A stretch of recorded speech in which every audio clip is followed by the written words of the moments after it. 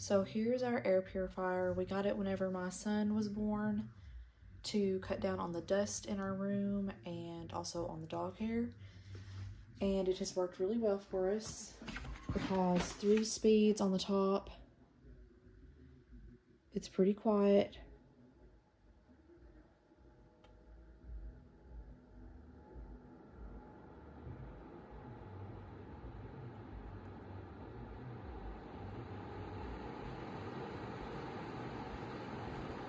Very simple. It also has this button or this sensor on the top that tells when the filter needs to be changed. Here's where it plugs in on the back. And to change the filter, all you have to do is twist this to the side.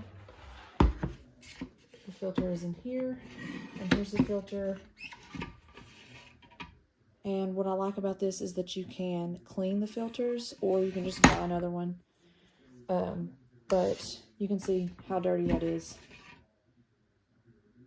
So it is obviously working really well. And overall, if you are looking for an affordable air purifier for a small bedroom, this is a great option.